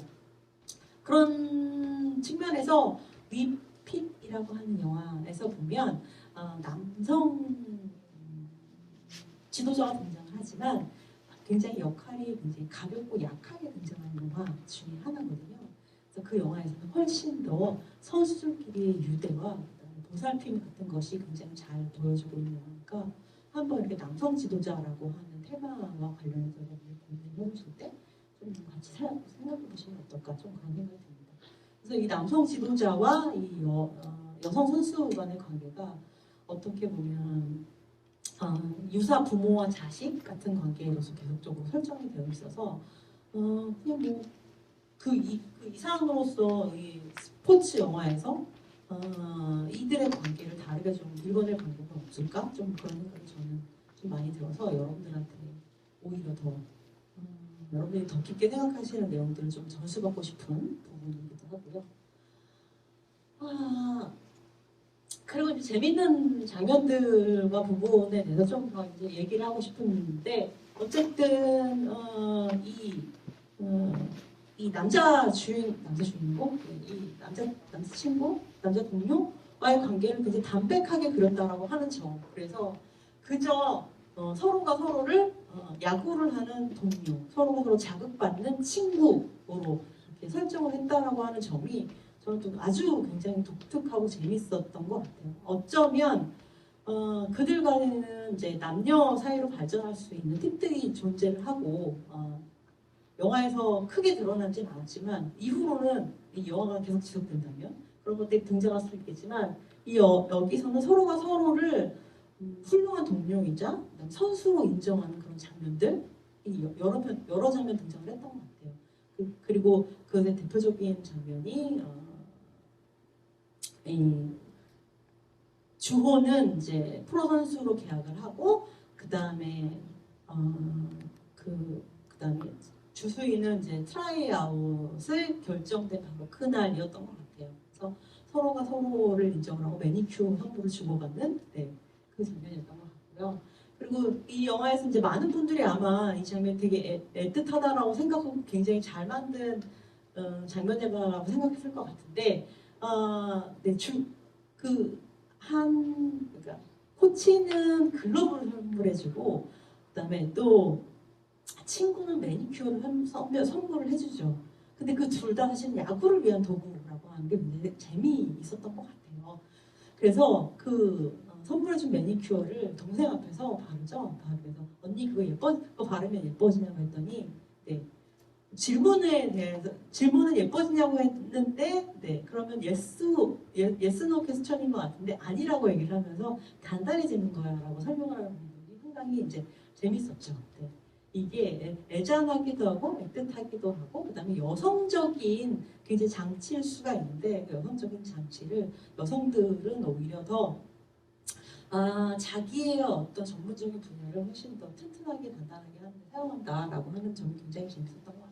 이 매니큐어링이라고 하는 걸 통해서 이렇게 서로의 마음을 전달하고 그다음에 자기 마음을 더 단단하게 하는 과정으로 장치를 삼았던 게 굉장히 재밌었던 것 같은 장면이고요. 또 아마 이 영화를 굉장히 어떤 여성주의적인 방식으로 볼 수밖에 없었던 우리의 입장에서 보면 이 장면도 또 잊지 못할 장면 중에 하나라고 볼 수가 있겠죠.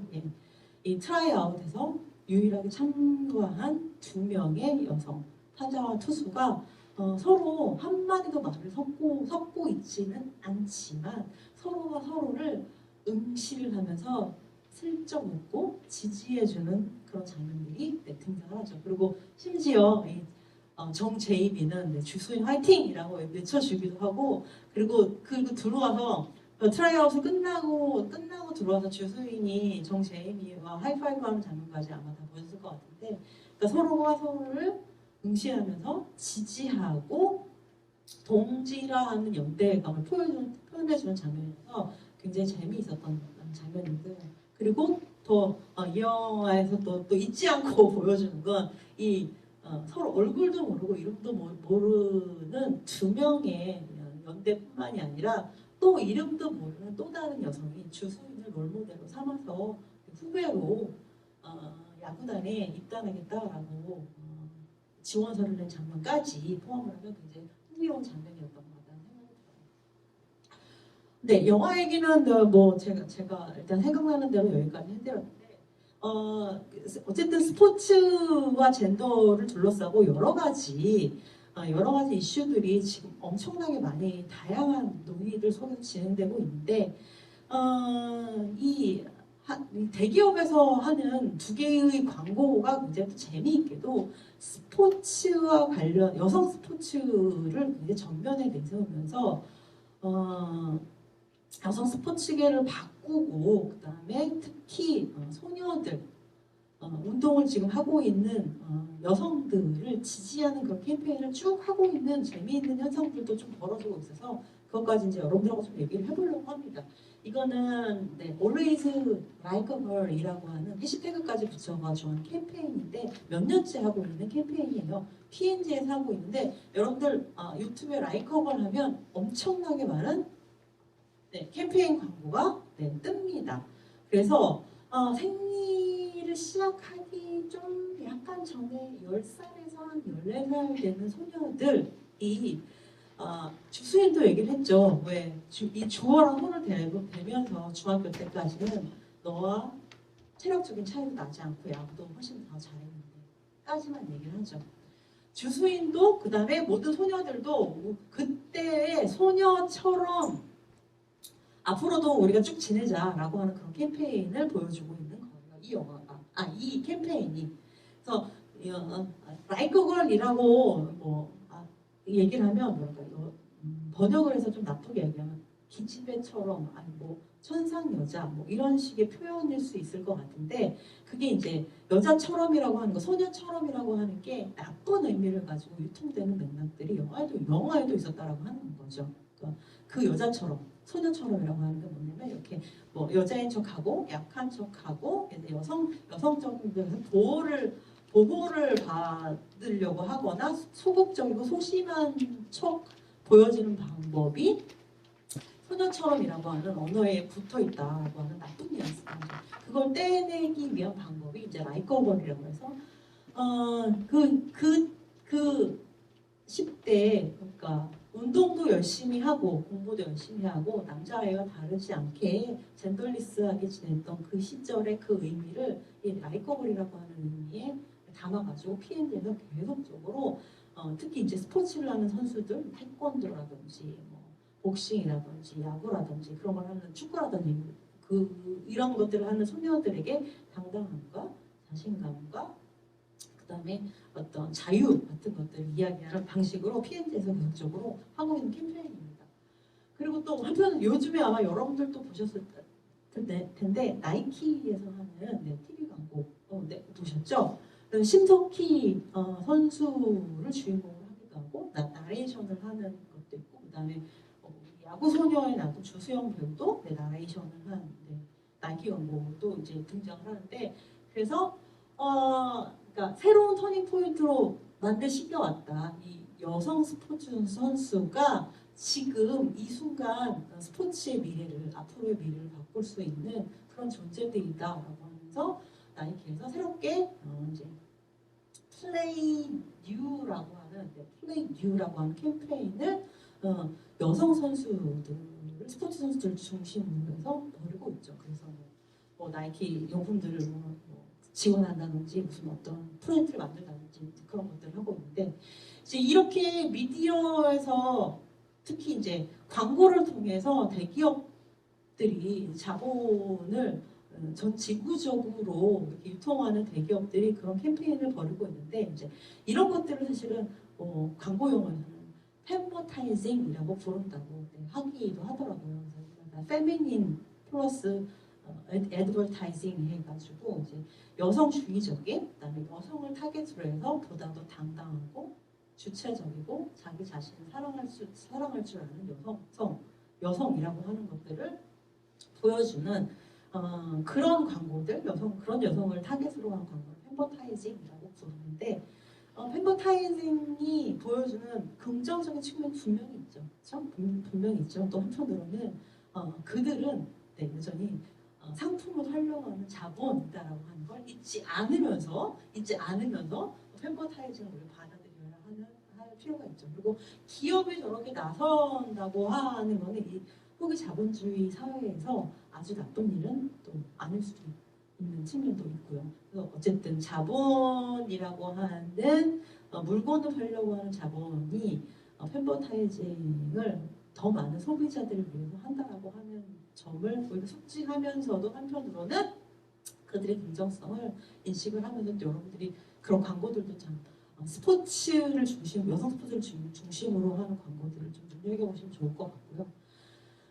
뭐 야구 소녀 때문인지 아니면 뭐 야구 소녀 때문이기도 하고 그다음에 최근에 미디어 한국에서는 특히 미디어 스크린뿐만 아니라 불어온 엄청난 바람으로 인해서 예능 프로들도 굉장히 많이 변화하고 있는데요. 그러니까 여성 스포츠 선수들, 그다음에 여성 예능인들을 데리고서 하는 여성 스포츠 예능들이 많이 생겨나기도 했습니다. 그래서 우리가 알고 있는 것들이 지금 계속 방송하고 있는 노는 언니. 여성 스포츠 선수들이 운동하느라 그동안 못했던 것들을 하는 그런 프로그램으로 자기가 자리를 잡고 있고요. 그 다음에 오늘부터 운동뚝이라고 하는 거는 아마 많은 분들이 보셨을 것 같은데 웹예능으로 그러니까 맛있는 여성들 스피노프 시리즈로 시작한 예능이죠.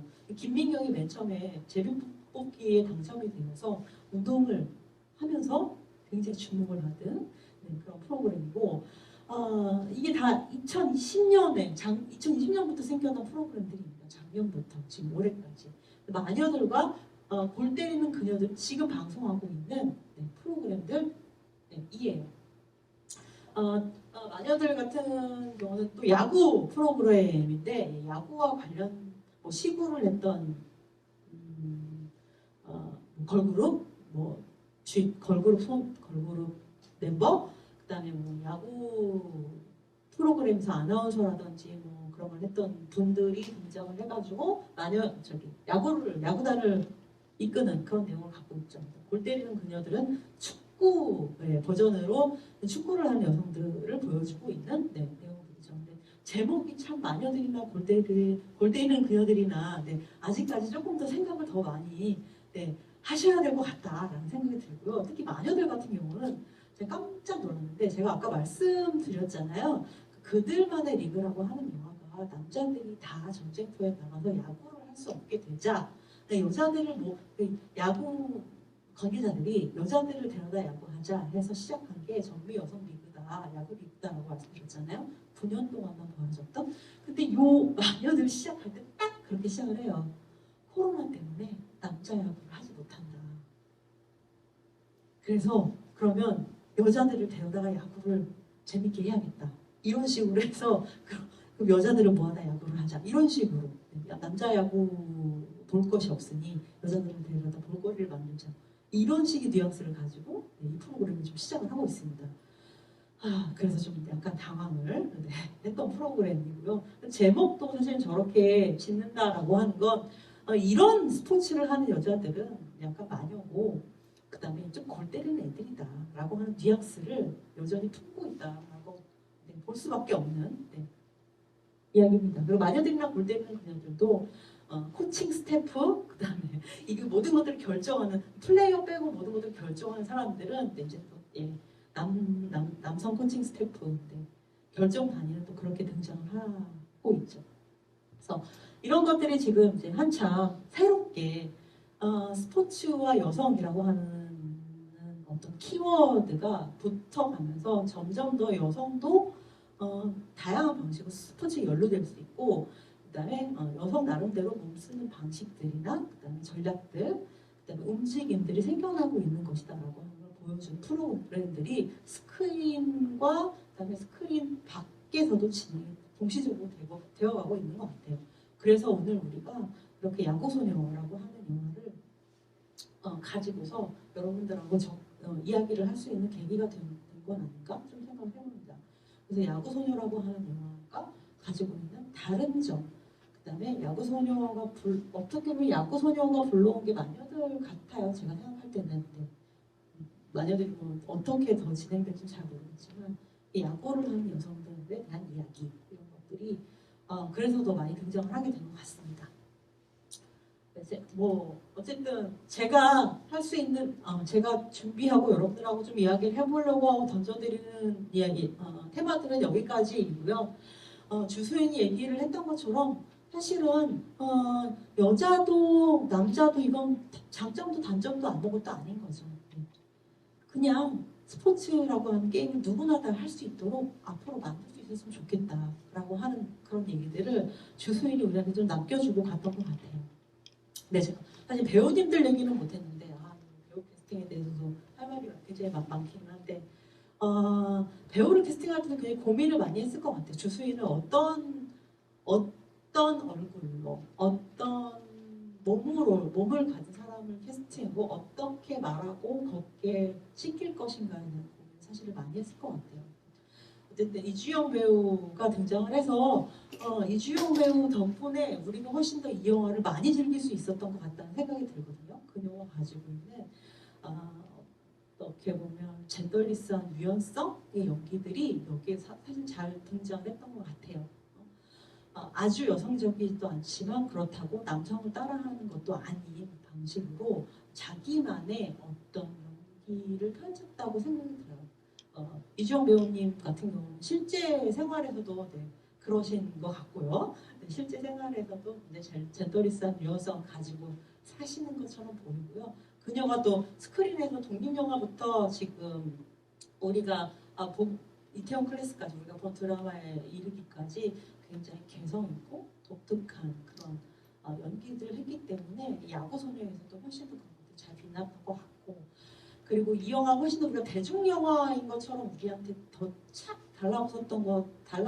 달라붙었었던 이유는 이주영 배우를 둘러싼 그 주조연 배우들이 너무나도 우리가 너무 네, 이미 언젠가 어디선가 보아왔던 굉장히 친숙하고 친밀한 배우들이 너무 연기 호흡을 잘 봐서 잘 해줬기 때문에 굉장히 훨씬 더 이 야구 소녀라고 하는 영화를 아주 편안하게 젠더의 이슈를 그러니까 뾰족하고 날카롭게 드러내고 있지는 않지만 잘 알아서 생각할 지점들을 유연하게 우리한테 제공해줬던 영화가 아닐까? 뭐 배우의 연기라고 하는 것이 그래서 중요한 건 아닐까? 좀 그런 생각도 저는 좀 해왔습니다. 네네. 아까 이야기하신 내용 중에 그 대중 영화의 어법을 따른다고 안 들리 그냥 크게 하시면. 대중 영화의 어법을 따른다고 말씀해 주셨던 부분은 어떤 의미인지 듣고 싶어요. 제가 생각하기에는 헐리우드적인 어떤 기승전결을 굉장히 잘 표현하고 있는 것 같았어요. 근데 그렇다고 아예 대결 구도나 아니면 뭐 이렇게 선악 구도나 이제 이런 거는 제외가 되었지만, 그러니까 영화를 찍는 방법이라든지 내러티브 구성이라든지 그다음에 영화에서 보여주는 미학 같은 것이 대중들이 기존의 영화에서 받아들이기에 편안하도록 좀 구성이 되었다라고 해서 훨씬 대중적인 문법을 좀 잘 따른 것이 아닐까 좀 그 생각이 들었다는 거고, 좀 끝날 때 말씀드린 것처럼 배우의 친숙함이라고 하는 것이 훨씬 더 우리가 이거를 뭐랄까 심각한 독립 영화, 뭔가 뾰족한 내용을 가지고 전위적인 방식으로 소재를 제안하는 영화라고 덜 받아들이게 된 것 같다. 저는 감정적으로 좀 그렇게 많이 느꼈습니다.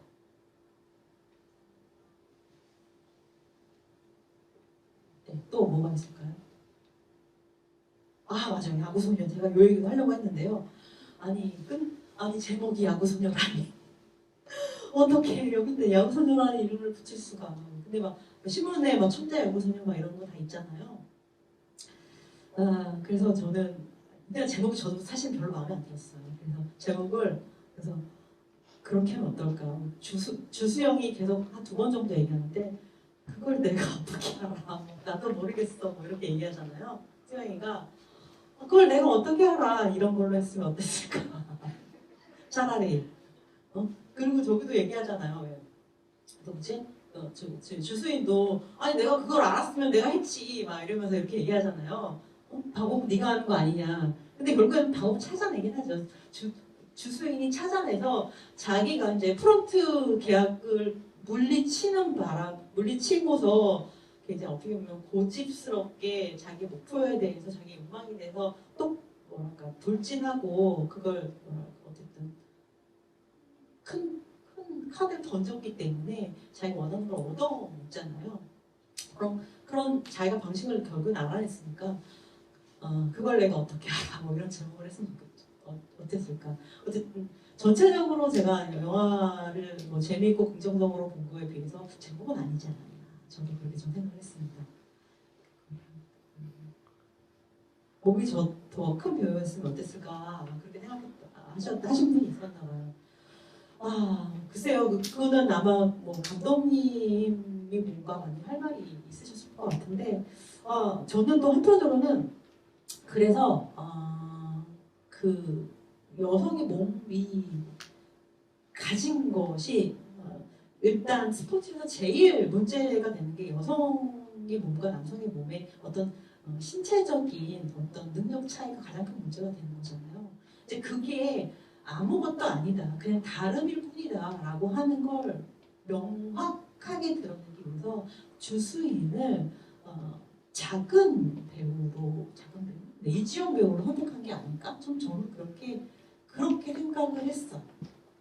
훨씬 우락부락하고 몸이 크고 그래서 그 어깨로 더 잘 던질 수 있어 스피드를 남자랑 똑같이 내는 것이 중요한 것이 아니다라고 하는 얘기를 잘 보여준 바디였기 때문에 주성 배우를 선택했을 것 같다는 생각을 했습니다. 네. 그만할까요? 너무 오래 하고 있는 것 같습니다. 네. 끝까지 들어주셔서 너무 네, 감사하고요. 제가 뭐 완벽하게 내러티브를 짜서 여러분들한테 다 설명을 해드릴 수는 당연히 없는데 제가 또 던져드린 어떤 이슈 같은 걸 좀 생각해 보시고 그다음에 또 제가 보지 못했던 부분들을 제가 오늘 여러분께 소개해드린 영화를 통해서 더 잘 한번 연구하셨으면 좋겠다. 네, 그런 거 있습니다. 네.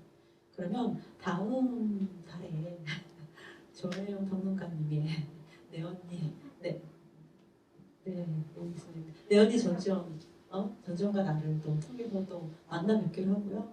네, 인디스페이스 계속 찾아주시고 프로젝트 38 활동도 지켜봐 주시면 고맙겠습니다. 오늘 감사했습니다.